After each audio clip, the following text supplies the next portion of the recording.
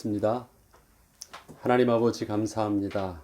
오늘도 우리에게 주신 귀한 축복의 시간, 우리 눈을 열어 주의 법에 귀한 것을 보게 하시고 지혜와 계시의 영을 주사 더욱더 주의 말씀 속에 하나님을 깨달으며 그 하나님의 믿음을 우리 가운데 품게 하셔서 성령의 인도받는 축복의 시간 되게 하여 주옵소서. 예수님의 이름으로 기도합니다. 아멘. 자, 오늘은 출애굽기 13장입니다. 출애굽기 13장 6월절과 무교절에 대한 부분들을 좀 더 자세하게 성경 구절을 통해서 출애굽기 13장을 통해서 다시 한 번 더 확인할 수 있는 시간을 갖겠습니다. 1번 6월절의 의미를 설명하고 있는 구절을 찾아서 한번 읽어봐 주세요. 적어 주세요. 6월절의 의미 몇 장이죠? 13장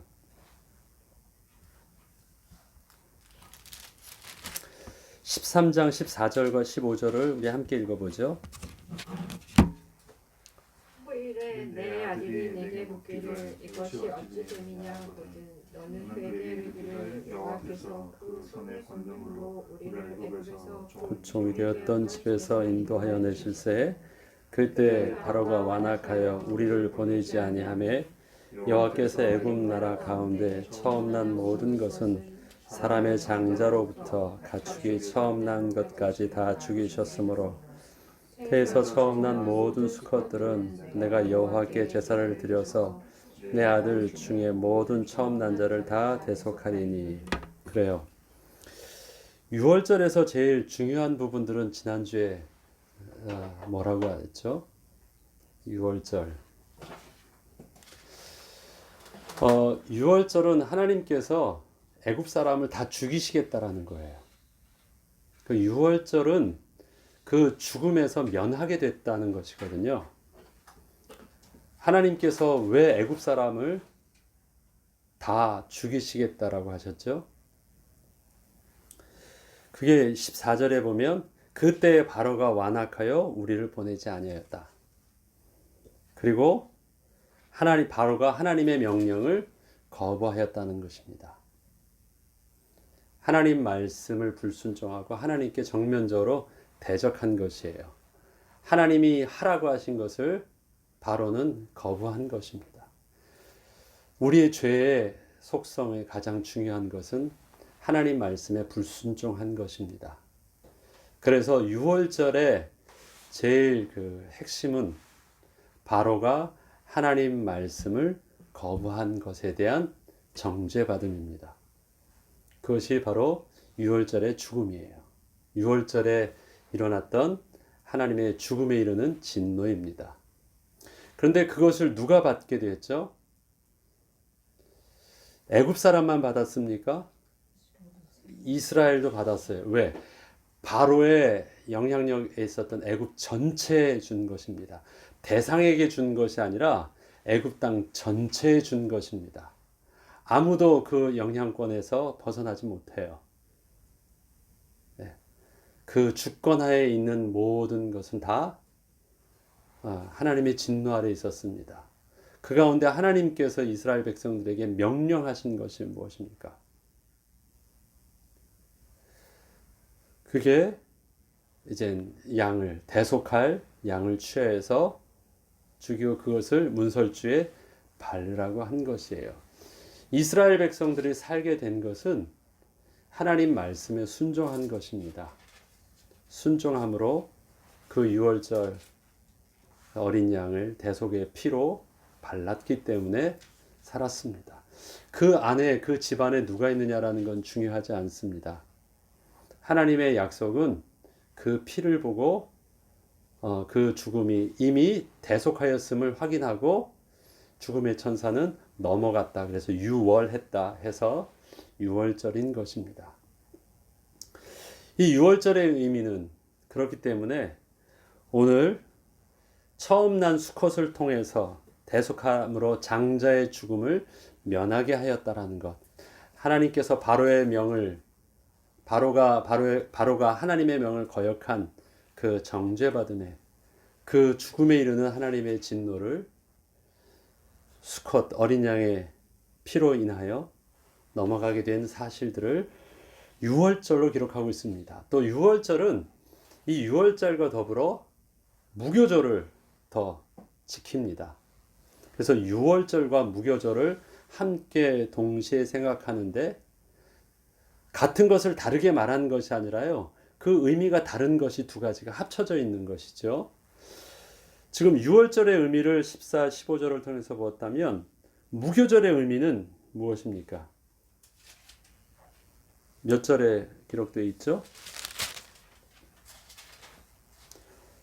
8절을 같이 읽어보죠. 너는 그 날에 내 아들에게 보여 이르기를 이 예식은 내가 애굽에서 나올 때에 여호와께서 나를 위하여 행하신 일로 말미암음이라 하고 그래요. 무교절은 왜 하냐고 할 때 내가 애굽에서 나올 때에 여호와께서 나를 위하여 행하신 일로 말미암은 것이다.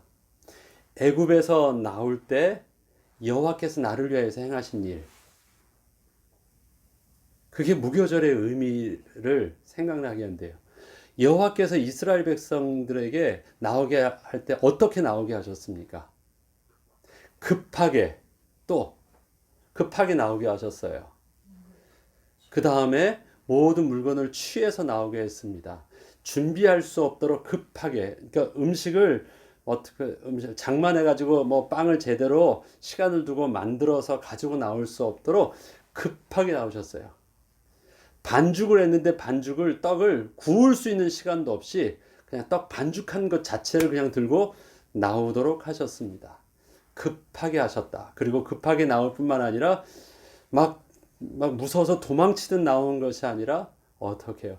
저들이 제발 나가주세요. 그냥은 안 나가. 좀 내놔.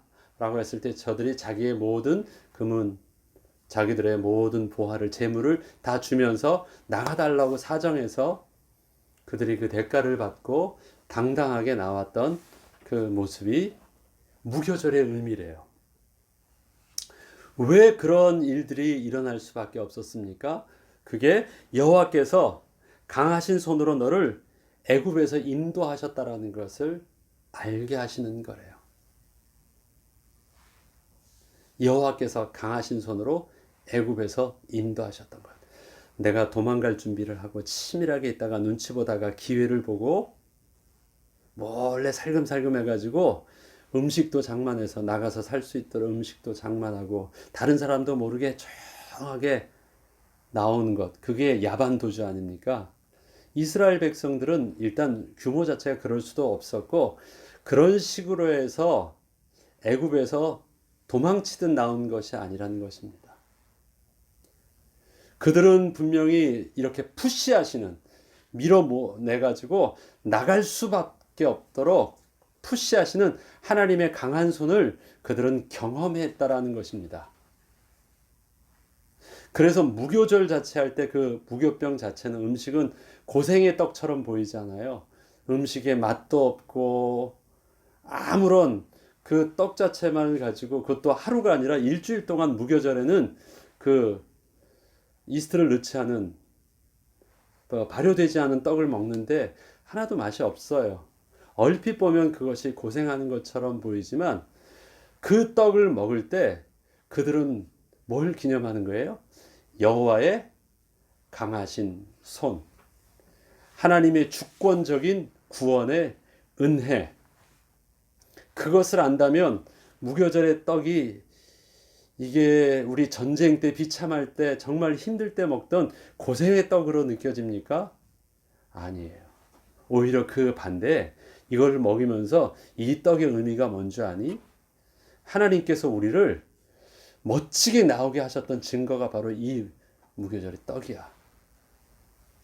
그렇게 자녀들한테 가르칠 수 있고 그렇게 구원의 비밀들을 말해줄 수 있는 거예요.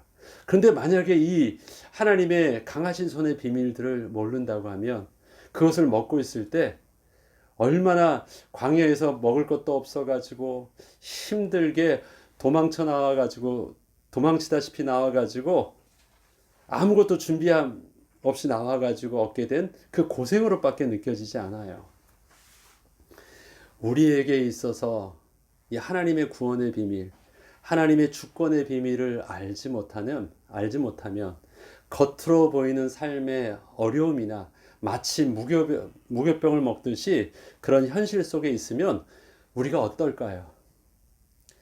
내가 하나님의 구원의 비밀들을 모른다면 그런 것은요, 감사가 아니라 오히려 그 반대.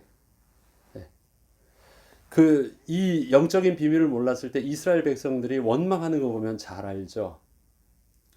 조금 나아가서 마실 물이 없어지니까 바로 원망하면서 여호와께서 우리를 여기서 굶어 죽이려고, 여기서 광야에서 다 죽이게 하시려고 우리를, 잘 살고 있던 우리를 빼내셨다라는 거예요. 우리가 속았다라는 거예요. 그래서 우리가 지금 이렇게 먹을 것도 제대로 먹지도 못하고 음식도 이게 뭐냐, 마실 것도 없고 고생만 심하다고 그들이 불평하는 것입니다. 그런 환경 속에서 하나님의 강하신 손을 잊어버리면 그 환경 속에서 무교별은 뭐냐면 너무 비참한 거예요. 구원이라는 것, 하나님의 자녀가 됐다라는 것이 너무 비참한 거예요. 그렇습니까? 우리 손에 쥐어져 있는 무교병이, 우리 손에 쥐어 있는 연약해 보이는, 또 가난해 보이는, 힘들어 보이는 그 무교병이 하나님의 구원의 강하신 손의 비밀들을 우리가 기억하고 있다면 우리는 그것 속에서 하나님이 주시는 은혜를 감사할 수 있는 분명한 영적인 비밀이 있습니다. 좋은 것이 아닙니다. 하나님의 구원의 은혜를 정반대되는 무교병을 통해서, 그것도 하루만 먹게 하지 않고요, 일주일 동안 기념하게 했어요. 6월절이 더 드라마틱하고 더 감사할 것처럼 보이는데 6월절은요 그냥 바로 하나 넘어가는 거예요. 그거는 그냥 하루예요. 첫날하고 마지막 날, 6월절 절기의 첫날과 마지막 날 모여서 음식을 먹는, 6월절 음식을 먹는 것으로 했지만 실질적으로 그것을 느끼고 그들에게 몸으로 느끼고 생활하게 하고 하는 것은요 6월절 음식보다 더 이 무교절, 그 무교병을 먹는 일주일간의 그 기간이 훨씬 더 길었습니다. 거기서 강하신 손으로 우리를 애굽에서 인도하여 주셨다. 그래서 무교절의 의미가 그 가운데 있는 것입니다. 다음 3번을 보죠. 하나님께서 이스라엘 백성을 홍해길로 인도하신 이유를 무엇 때문이라고 본문은 설명하고 있습니까? 몇 절에 나와 있죠? 예, 17절이죠. 바로가 같이 읽어봅시다. 시작. 바로가 백성을 보낸 후에 블레셋 사람의 땅의 길은 가까울지라도 하나님이 그들을 그 길로 인도하지 아니하셨으니 이는 하나님이 말씀하시기를 이 백성이 전쟁을 하게 되면 마음을 돌이켜 애굽으로 돌아갈까 하셨습니다. 그래요.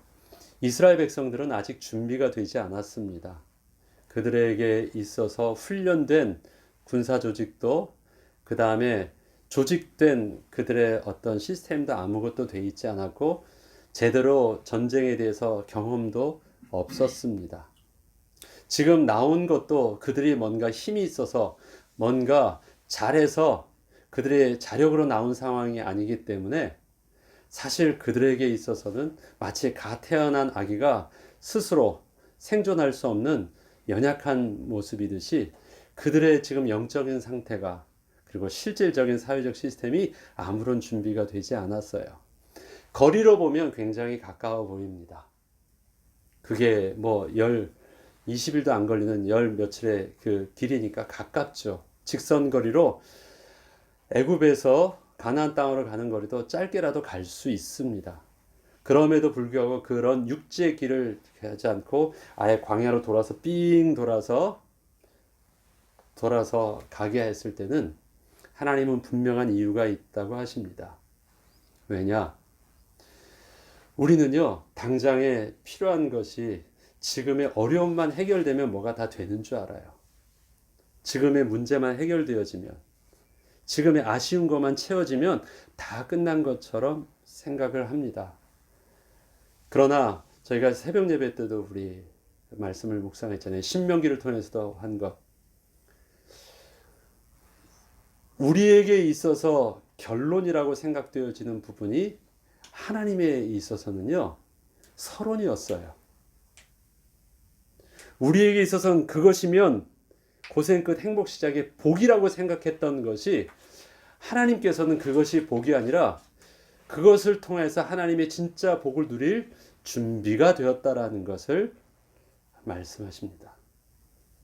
이스라엘 백성들은 나오기만 하면 다 끝난 것처럼 보이지만 진짜 중요한 것은 나오기만 하면 되는 것이 아니라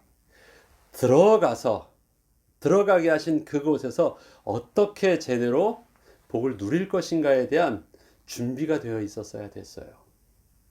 그런데 그것에 대해서 하나도 준비되어 있지 않았습니다. 그 상황 속에서 그냥 쉽게 나왔다고 해서 쉽게 들어가면 다 해결되어지느냐? 결코 그렇지 않다라는 거예요. 그래서 하나님은 하나님의 은혜의 시간표를 두고 그 블레셋의 그 땅의 길을 가지 않고 광야를 지나는 이 홍해 길, 바닷길로 가게 하셨지만 사실 바닷길은 길이 없었어요. 길 자체가 원래 없습니다. 하나님은 하나님의 이 보관을 가지시고 그 길로 가지 않으셨다고 하십니다. 그것을 오늘 본문은 이 백성이 전쟁을 하게 되면 마음으로 돌이켜 애굽으로 돌아갈까 하셨습니다. 쉽게 얻은 것은 보니까 쉽게 또 버리더라고요. 쉽게 시작한 것은 쉽게 멈추기도 해요. 그래서 우리는 쉽게 뭔가를 얻은 것보다 좀 늦더라도 제대로 하나님의 시간표를 기다리고 어려워도 하나님의 인도를 받은 것이 사실은 무너지지 않고 그 다음에 지속할 수 있는 그 저력이 있는 것을 우리는 또 삶의 지혜로 봅니다.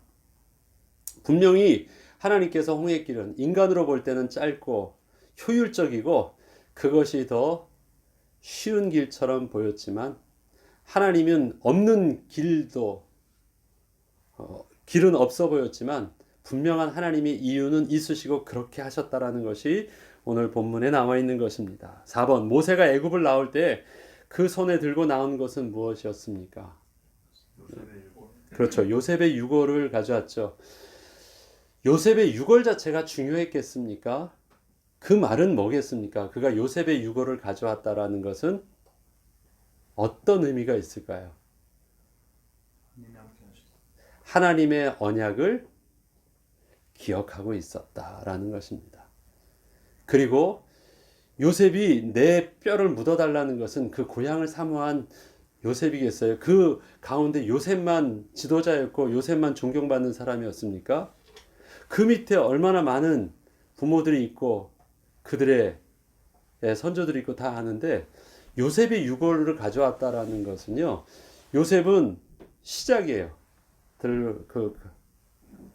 가나안에서 애굽으로 들어가게 된 것. 요셉의 하나님께서 애굽으로 들어가게 하신 이야기를 알고 있다라는 것이고요. 그 다음에 이야기의 완성도 알고 있다라는 말입니다. 그들이 그것을 잊고 있었지만 지금 이렇게 다시 턴에서 가나안으로 들어가는 것은 우연히 되어지거나 그냥 그들이 한 것이 아니라 하나님의 언약에는 요셉이 그냥 내 유골을 묻어줘라고 한 것이 아니라 하나님이 우리를 이곳까지 오게 하셨던 것처럼 하나님께서 반드시 우리를 돌아가게 하실 것이다 라는 것을 분명히 이야기한 것이고요. 그리고 우리는 이곳에서 잠시 나그네로 있는 것이지만 하나님이 때가 되면 반드시 우리를 본래 있었던 땅으로 인도하여 주실 것이다. 요셉이 그 부모님과 가족들을 형제들을 다 데리고 올 때는 출구 전략이 있었어요. 나오게 하는 분명한 계획이 있었습니다.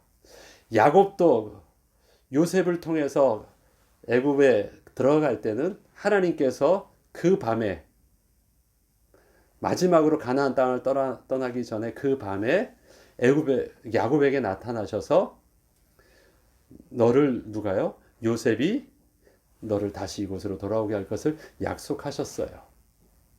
그러니까 지금 좋은 땅이니까 우리가 잘 살게 됐다 해서 무조건 가는 것으로 답이 아니라 이미 그는 들어갈 때는 야곱도 그러하고 요셉도 분명한 하나님의 언약 가운데 돌아갈 것에 대한 분명한 약속을 기억하고 있었고 그 약속을 잊지 않도록 자손에 자기가 있을 때는 3대에 걸쳐서 후대에게 가르쳤고요.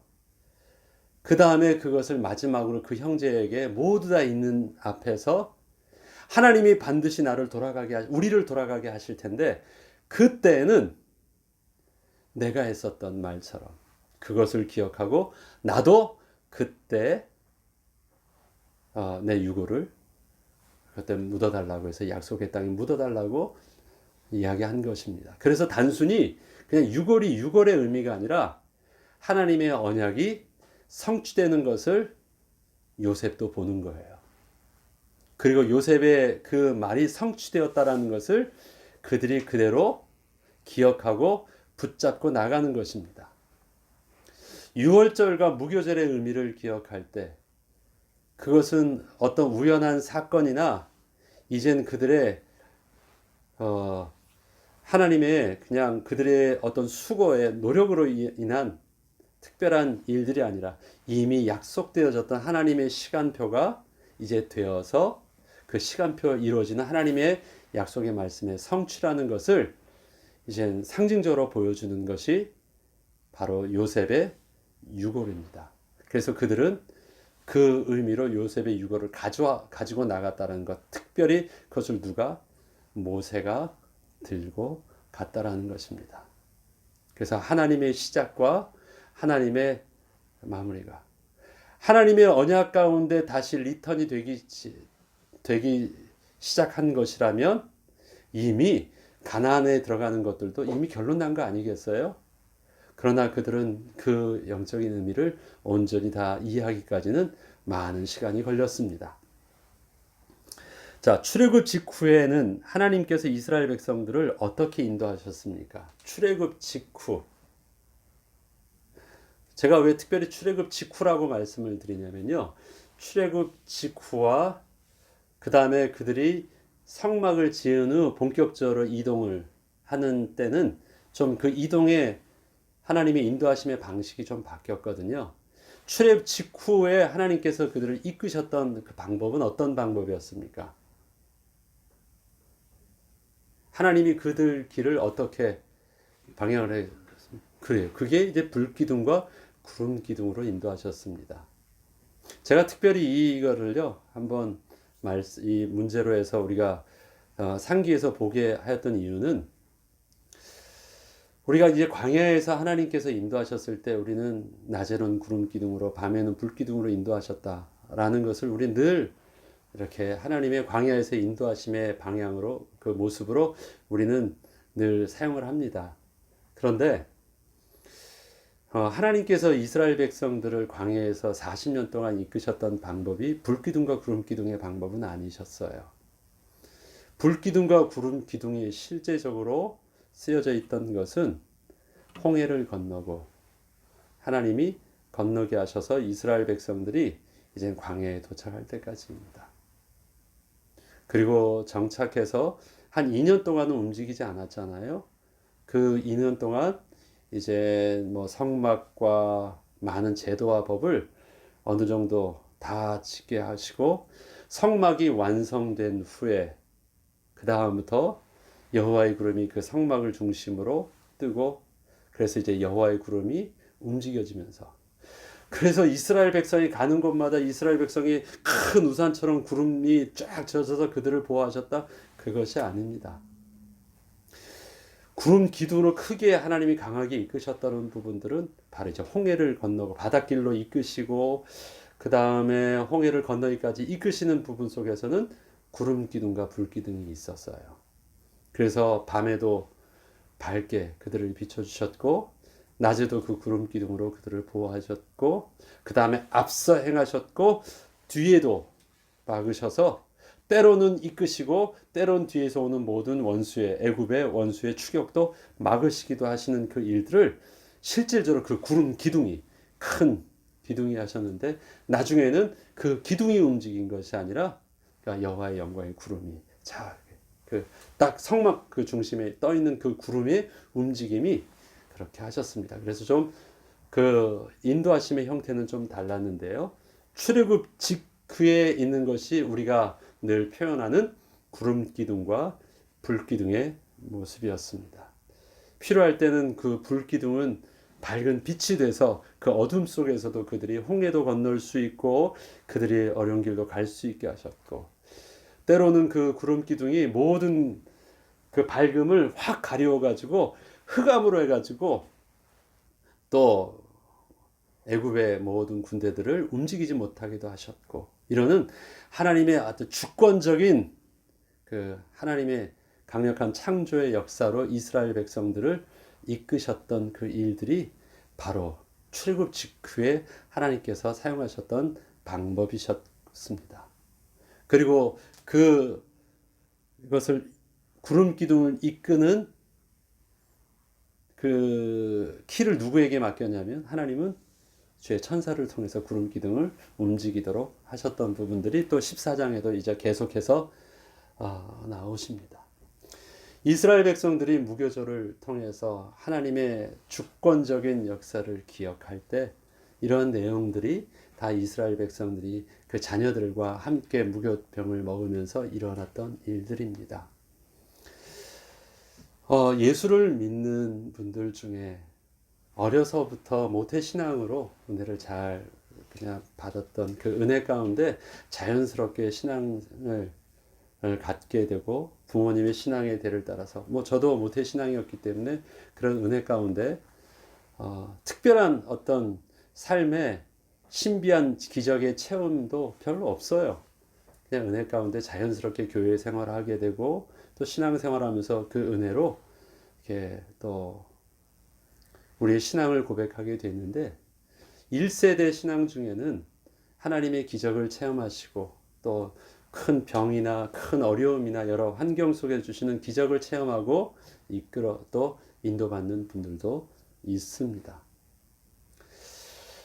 우리가 그 하나님의 인도를 받을 때 또 하나님의 기적을 체험할 때 그러한 하나님의 주권적인 역사를 통해서 인도함을 받을 때 그것은 분명히 하나님의 구원의 큰 역사들을 체험할 수 있는 신앙들은 있지만, 사실 이스라엘 백성들이 그런 하나님의 강력하신 주권적인 그 은혜들을 10가지 재앙과 그 다음에 홍해와 홍해까지 이끄시는 구름 기둥과 불 기둥의 기적과 그런 많은 것을 통해서 얻었지만, 그들이 전 인격적으로 하나님의 말씀에 믿음으로 반응하기까지는 또 그 기적과는 다른 많은 시간이 필요했던 것이 이스라엘 백성의 광야에서의 삶의 모습이었습니다. 무교절을 통해서 그 자녀들과 기억할 때 하나님의 주권적인 강하신 의로운 오른손의 역사들을 자녀들과 함께 합니다. 그런데 그때는 기억하면서 함께 할 게 더 있는 것 같아요.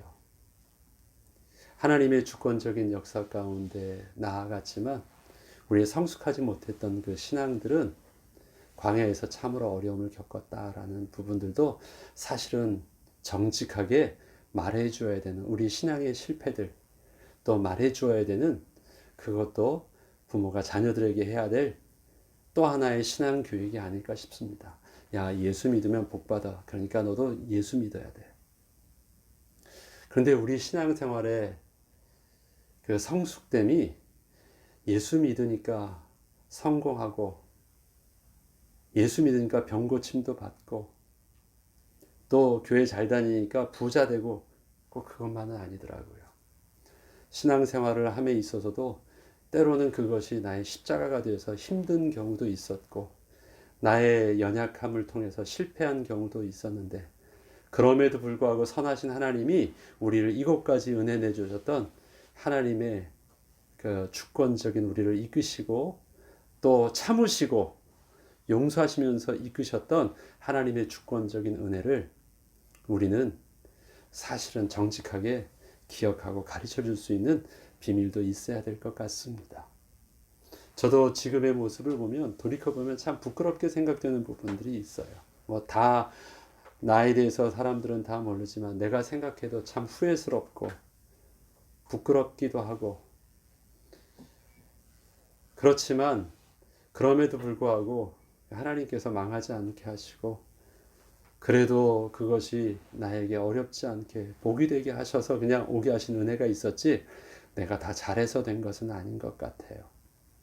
이러한 많은 내용들이 우리가 지금 계속 새벽에 신명기서를 통해서 우리의 자녀 교육과 그 다음에 잘 되었을 때 우리가 모든 우리의 되돌아온 신앙의 어떤 삶을 되돌아보면서 우리에게 하나님이 우리에게 주셨던 삶의 이야기들을 우리가 잘 정리해서 우리 자녀들에게 남겨줄 때에는 그것이 구원의 역사를 이루었던 유월절의 비밀도 있고, 하나님께서 때로는 우리에게 기적에 강하신 오른손에 응답의 비밀도 있고, 그렇지만 광야에서 불평했을 때 우리를 아픔 속에서 또 하나님이 그래도 참으시고 이끄셨던 은혜와 용서의 비밀들도 있고, 나는 포기했지만 하나님은 포기하지 않고 끝까지 이끌어 주시는 하나님의 은혜의 비밀도 우리에게 있었음을 우리는 잘 기억해야 되겠습니다.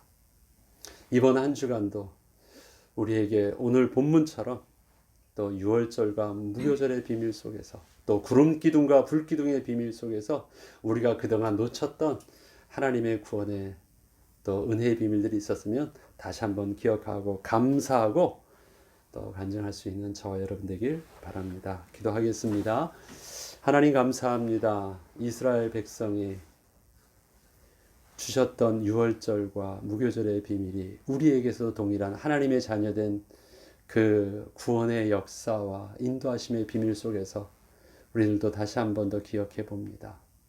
허물과 죄로 죽었던 우리를 하나님께서는 강권적으로 그 은혜 가운데 우리에게 다가오셔서 주의 성령으로 말미암아 하나님을 아바 아버지로 고백하게 하시고 주로 영접하게 하신 주님, 우리의 연약함에도 불구하고 하나님께서 우리에게 복 주시려고 강권적으로 이끄셔서 지금 이 자리까지 앉게 하시고 주님의 영광을 바라보게 하신 그 은혜를 따라 하나님이 이제는 우리의 삶에 하나님이 함께 하셨던 그 비밀들을 우리의 신앙 고백으로 잘 정리하게 하시고 그 은혜의 비밀들을 우리 다음 세대에도 잘 가르치고 부지런히 가르치고 또 당부하며 잘 넘겨줄 수 있도록 우리에게 주신 부모의 직분과 또 교회에서의 사명의 직분과 하나님 자녀된 신분의 직분을 자기 십자가로 여기고 잘 감당하며 지고 인도받게 하여 주옵소서. 한 주간도 주님 주시는 은혜 가운데 건강을 지켜주시고 또 삶의 어려움 없도록 우린 경제를 회복시켜 주시며 이 나라 이 땅이 하나님 은혜 가운데 다 회복되어질 수 있도록 인도하여 주옵소서. 감사드리며 우리 주 예수 그리스도 이름으로 기도합니다. 아멘.